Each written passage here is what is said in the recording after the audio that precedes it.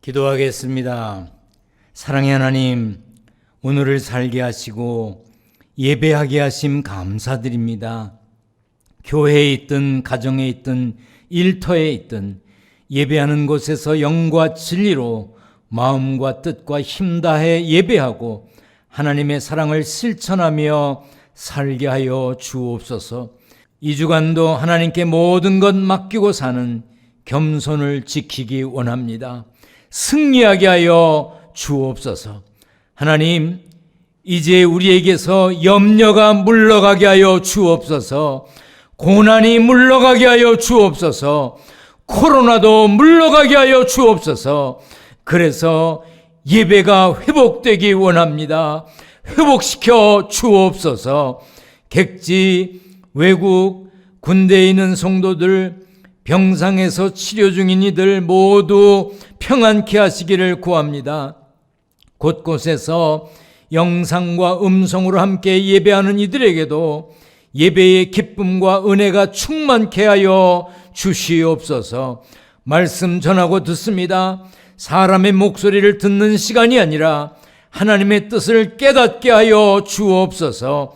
성령께서 함께 하심을 믿고 예수님의 이름으로 기도하옵나이다. 아멘.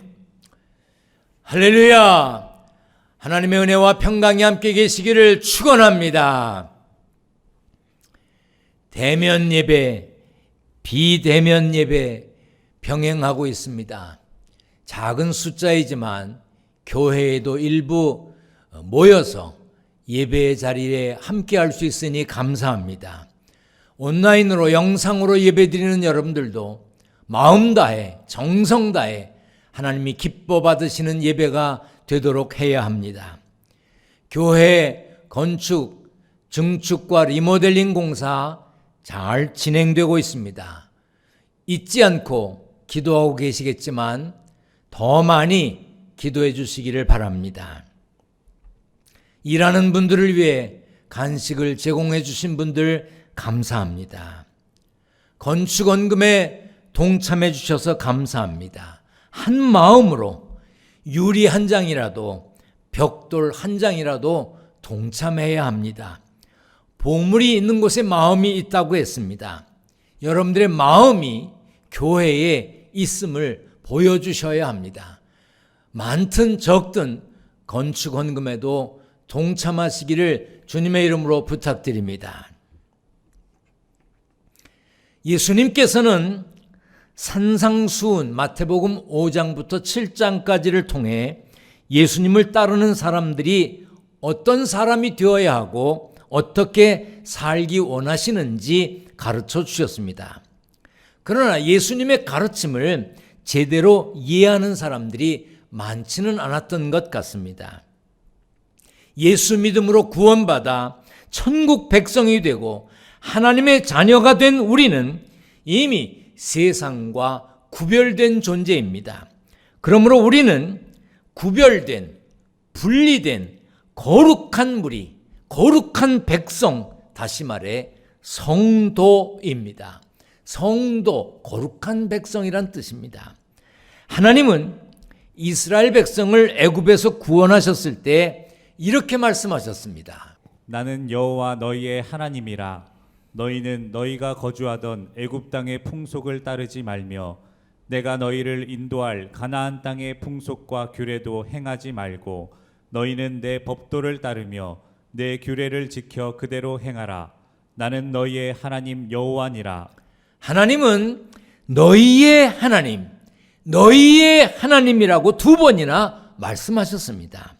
이는 내가 너희를 지키고 돌보고 인도할 테니 세상 따라 살지 말고 나만 믿고 의지하라는 뜻입니다.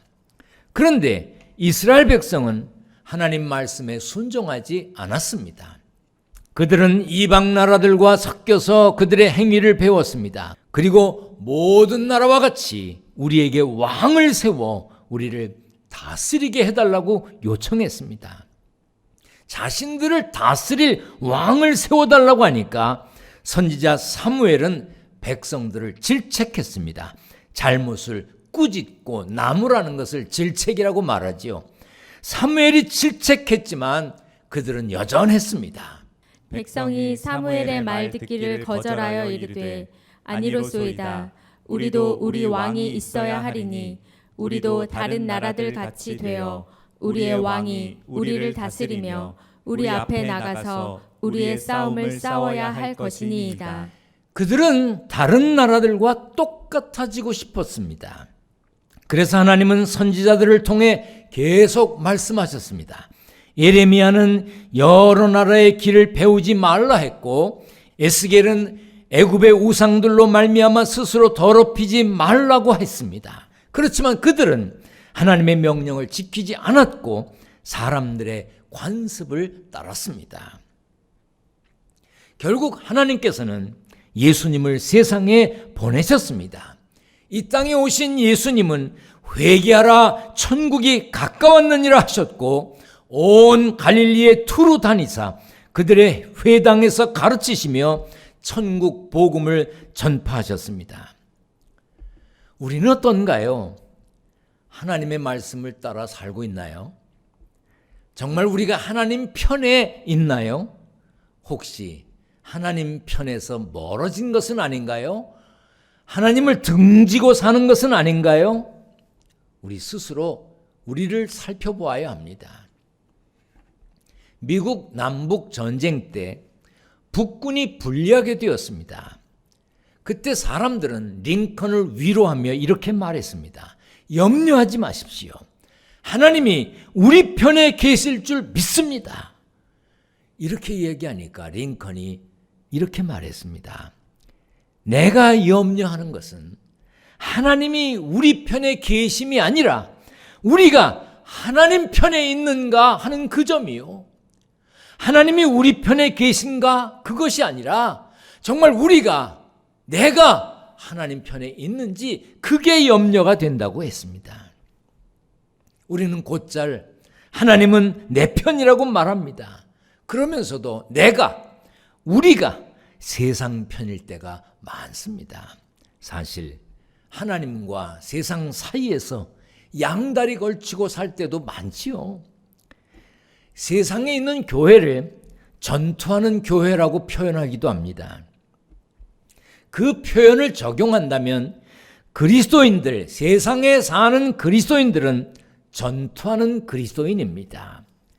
그러므로 우리는 하나님의 전신갑주를 입고 악한 영들과 싸워야 합니다. 하지만 우리 주변엔 전의를 상실한 성도들이 많습니다. 싸울 의사를 잃어버린 그런 성도들이 있습니다. 누가 아군이고 적군인지 헷갈려하는 이들도 많습니다. 그래서 우리는 오직 정신을 차리고 근신해서 싸워야 합니다. 깨어야 합니다. 정신 차려야 합니다. 싸우려면 잘 싸워서 이겨야 합니다. 승리해야 합니다. 승리하는 신앙인이 되시기를 축원합니다. 아멘. 사탄은 우리에게 세상 편에 서라고 꼬드깁니다. 속삭이지요. 살살 믿어. 그렇게까지 하는 건 광신이야.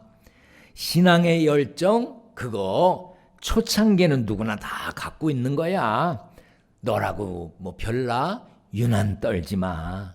이제 좀 천천히 해. 그동안 그 정도 했으면 충분해. 그동안 열심히 했잖아요. 사탄은요, 요렇게 저렇게 우리 마음을 흔들어서 하나님과 멀어지게 하려고 합니다. 그래서 성경에 뭐라 그랬죠? 마귀에게 틈을 주지 말라 그랬어. 마귀가 틈탈 기회를 주지 말라 그랬습니다. 정신을 차리고 근신하여 기도하라고 했습니다. 열왕기상 18장 21절을 같이 읽겠습니다. 시작. 너희가 어느 때까지 둘 사이에서 머뭇머뭇하려느냐. 여호와가 만일 하나님이면 그를 따르고 바알이 만일 하나님이면 그를 따를지니라. 하나님이냐 세상이냐 머뭇머뭇하지 말아야 합니다. 하나님께만 가까이 해야 합니다. 예수님은 너희 착한 행실을 보고 하늘에 계신 너희 아버지께 영광을 돌리게 하라고 하셨습니다. 그리고 예수님은 모세와 예언자들을 통해 주신 율법이 착한 행실의 규범이 되어야 함을 말씀하셨습니다. 17절을 읽겠습니다. 내가 율법이나 선지자를 폐하러 온 줄로 생각하지 말라. 폐하러 온 것이 아니요 완전하게 하려 함이라. 이 말씀은 구약 전체나 어떤 부분이라도 폐하지 않는다는 것입니다. 예수님께서 그렇게 말씀하신 것을 보면 예수님이 율법을 폐하러 오신 것 아닌가? 예수님이 율법을 폐지하려고 오신 것 아닌가? 이렇게 생각하는 사람들이 있었던 것 같습니다. 사실 예수님의 일부 가르침과 행동은 율법을 거스르는 것처럼 보였을 것입니다. 특히 안식일 논쟁이 그랬습니다. 예수님 사역 초기에 안식일에 밀 이삭을 자르셨습니다. 그러자 바리새인들은 어찌하여 안식일에 하지 못할 일을 하시나이까? 이렇게 했어. 어찌해서 안식일에 하면 안 되는 일을 하십니까? 이렇게 물었어요. 또한 예수님이 안식일에 손 마른 사람을 고치셨습니다. 그때 사람들은 예수님을 고발하려 했고 바리새인들은 헤롯 당원들과 함께 예수님을 죽일 음모를 꾸몄습니다. 모의를 했습니다. 당시 유대인들에게 율법은 삶의 전부였다고 해도 과언이 아닙니다. 목숨 걸고 율법을 지키는 것이 그들의 생활이었습니다. 그러니 유대인들이 보기에 예수님의 말과 행동은 율법 파괴자와 같았을 것입니다. 하지만 예수님은 율법을 완전케 하려고 오셨습니다. 구약에는 크게 세 가지 내용이 있습니다. 하나는 교리적인 가르침입니다. 보통 율법으로 번역되는 토라는 실제로 계시된 교훈을 말합니다. 계시, 10개자, 보일시지. 하나님이 구약 성경을 통해서 열어서 보여주신 것을 말합니다. 하나님이 어떤 분이신지 가르쳐 주었습니다. 그 외에 모든 성경적 교리가 구약에 담겨 있습니다. 하지만 그것은 부분적인 계시였습니다. 예수님이 세상에 오심으로 구약의 율법을 완전한 계시로 만드셨습니다. 또 하나는 구약에는 앞의 일에 대한 예언이 있습니다.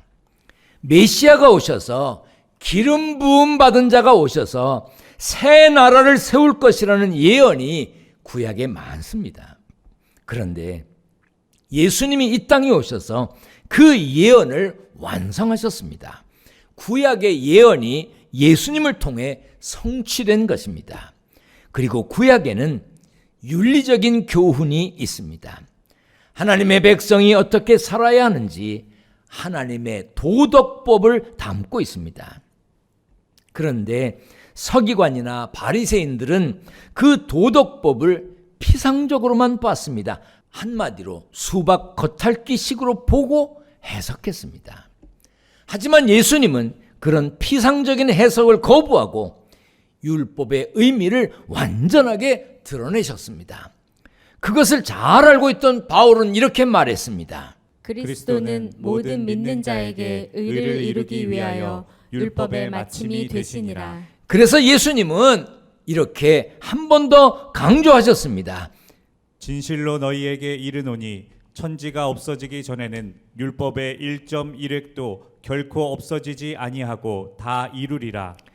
예수님은 율법 어느 것도 없어지지 않는다고 했습니다.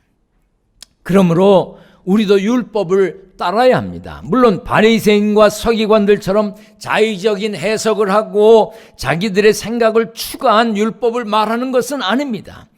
예수님이 이렇게 말씀하셨습니다. 누구든지 이 계명 중에 지극히 작은 것 하나라도 버리고 또 그같이 사람을 가르치는 자는 천국에서 지극히 작다 일컬음을 받을 것이요 누구든지 이를 행하며 가르치는 자는 천국에서 크다 일컬음을 받으리라. 내가 너희에게 이르노니 너희 의가 서기관과 바리새인보다 더 낫지 못하면 결코 천국에 들어가지 못하리라. 예수님은 하나님 나라에서 위대함은 율법에 대한 복종에 의해서 측정될 것이라고 말씀하셨습니다. 그리고 서기관과 바리새인의 순종보다 더 나은 순종이 없으면 하나님 나라에 들어가는 것이 불가능하다고 하셨습니다. 어느 율법사가 예수님께 율법 중에 어느 계명이 큰지 질문을 했습니다. 그러자 예수님이 이렇게 말씀하셨습니다. 내 마음을 다하고 목숨을 다하고 뜻을 다하여 주 너의 하나님을 사랑하라 하셨으니 이것이 크고 첫째 되는 계명이요 둘째도 그와 같으니 내 이웃을 내 자신같이 사랑하라 하셨으니 이 두 계명이 온 율법과 선지자의 강령이니라. 이 말씀은 율법의 가장 중요한 핵심은 하나님 사랑, 이웃 사랑이라는 것입니다. 이것은 10계명에도 담겨 있습니다. 1계명부터 4계명은 하나님의 기쁨을 위한 계명이고 5계명부터 10계명은 이웃의 기쁨을 위한 계명입니다.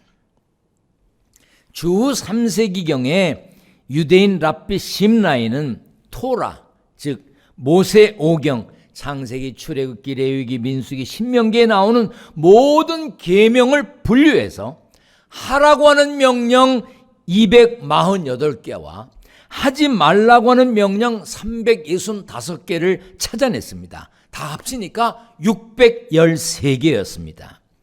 서기관들과 바리새인들은 613개의 율법을 지키는데 온 힘을 다했습니다. 그러나 그들은 율법을 문자로만 해석했고 율법의 참된 정신을 망각했습니다. 율법 하나하나를 지키는 데만 급급했지 하나님을 사랑하고 이웃을 사랑한다는 가장 중요한 근본을 잃어버렸습니다. 잊어버렸습니다. 예수님은 율법을 지키는 외적 모습이 아니라 근본적인 것을 말씀하셨습니다. 다시 말해서 하나님을 사랑하는 마음과 하나님을 기쁘시게 하는 마음으로 율법을 따르고 있느냐 하는 것입니다. 하나님은 내가 보는 것은 사람과 같지 아니하니 사람은 외모를 보거니와 나 여호와는 중심을 보느니라 하셨습니다.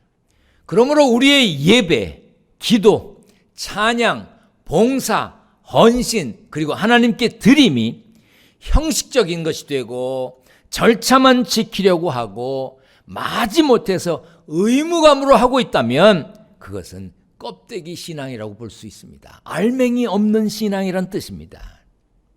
잘 들으세요. 우리는 하나님이 아닙니다. 우리는 하나님이 아니에요. 그러므로 중심을 보는 척하면 안 됩니다. 중심이면 다 되는 것 아니야? 속으로만 잘하면 되지 뭐 하나님이 뭐 겉을 보신다고 그랬어? 우리는 하나님이 아닙니다. 중심을 보는 분은 하나님이십니다. 하나님께서 중심을 보시는 것이지 우리가 사람이 중심을 볼 수 없습니다. 그 중심을 드러내는 그 중심을 표현하는 외모는 사람이 보기 때문에 사람인 우리들이 겉으로 드러나는 것에도 신경 써야 합니다. 외모를 뭐 잘 꾸미라는 얘기가 아닙니다. 외모를 소홀히 하면 안 된다는 뜻입니다. 단정히 해야 한다는 뜻입니다. 사람은 외모로만 판단하거든요. 사람들은 외모만 볼 수 있거든요. 요즘은 안 그렇지만 한때 배꼽티가 유행한 적이 있었습니다. 배꼽을 이렇게 드러내는데 주로 아가씨들이 배꼽을 많이 드러내놓고 다녔죠. 그때 어떤 여자 청년이 교회에 배꼽티를 입고 왔습니다. 그것을 이제 보신 입구에 안내하는 여자 장로님이 배꼽 내놓고 교회에 예배하러 왔다고 막 책망을 하셨어요. 그런데 그 청년이 뭐라고 그러고 갔는지 아십니까? 하나님은 중심을 본다고 그랬어요. 그리고 뒤돌아서 나가더라는 겁니다. 하나님이 배꼽 보시는 분인가요? 그 장로님도 그래서 잘 타일렀으면 좋았을 텐데 막 야단 쳤던 모양이에요. 그러니까 그 청년도 민망하고 그래서 그냥 얼굴을 붉히고 나갔다는 거죠. 이왕이면 다정다감하게 잘 타일러 주셨으면 하는 아쉬움이 지금도 있습니다. 마음속 중심에 있는 거, 우리들 속에 들어있는 것은 사실은 겉으로도 드러나게 되어 있습니다. 중심에 있는 것이 아무것도 없이 겉만 신경 쓰는 것이 문제입니다. 하나님이 중심을 보시겠다고 하는 것은 그 마음 속에 진실됨이 무엇이냐는 것을 보시겠다는 것이죠. 분명 율법은 하나님의 말씀입니다. 그러므로 하나님의 백성된 자는 율법을 배워야 합니다. 들어야 하고 묵상해야 하고 또 인격을 다해 지켜야 합니다. 하나님은 율법을 지키는 자에게 복 주시며 형통케 하신다고 했습니다. 그리고 율법을 지키면 영원히 살고 지혜롭게 되며 기도가 외면당하지 않고 하나님께 잊혀지지 않는다고 했습니다. 이처럼 율법을 통해 주시는 복이 많습니다. 그러나 그 정신을 잃어버리면 아무 소용이 없습니다. 그래서 예수님은 율법을 문자적으로 지키는 것보다 그 정신과 원리를 더 강조하신 것입니다. 현재 우리의 신앙은 어떤가요? 현재 여러분의 신앙은 어떻습니까? 코로나19로 바른 신앙생활하기 어려운 때를 살고 있습니다. 이럴 때 자칫 잘못하다가는 껍데기만 남는 신앙생활을 하게 되고 그리고 신앙을 잃어버리는 단계까지 갈 수도 있습니다. 그래서 정신을 차려야 합니다. 여러분의 예배에, 여러분들의 신앙생활에, 여러분 중심에 하나님을 향한 참 신앙이, 이웃을 향한 사랑의 마음이 얼만큼 차 있으신지요. 예배 드려도, 기도해도, 11조를 드리고 감사헌금을 드리고 건축헌금을 드리고 선교에 동참을 해도 하나님의 말씀에 순종하는 진실성을 잃어버리면, 다만 사람들에게 보이기 위한 것이면 아무 소용이 없는 것이 되고 맙니다. 예수님은 이렇게 말씀하셨습니다. 너희 의가 서기관과 바리새인보다 더 낫지 못하면 결코 천국에 들어가지 못하리라. 그러므로 우리는 껍데기 신앙인이 되지 않기 위해서 하나님을 향한 마음, 하나님을 향한 사랑, 그 진실됨을 잘 지켜야 합니다. 그래서 천국에 당당히 들어가고 천국에서 크다 인정받는 복된 삶의 주인공이 되시기를 축원합니다. 아멘. 축원합니다. 아멘. 기도하겠습니다. 전능하신 하나님, 예수 믿게 하신 것 감사합니다. 예수 믿음으로 구원받아 천국 백성 되게 하신 것 감사합니다. 멸망치 않고 영원히 사는 삶이 보장되어 있음에 감사드립니다. 우리들 모두 천국에 당당히 들어가고 천국에서 크다 인정받는 믿음의 주인공 되게 하여 주시옵소서. 세상에서 땀 흘려 얻은 소득을 구별하여 하나님께 드립니다. 성도들이 정성껏 준비한 헌금, 봉투마다 기도 제목을 적었는데 그 기도 제목 하나님이 들으시고 응답하여 주옵소서. 감사의 조건은 더 많은 감사의 조건으로 발전되게 하여 주옵소서.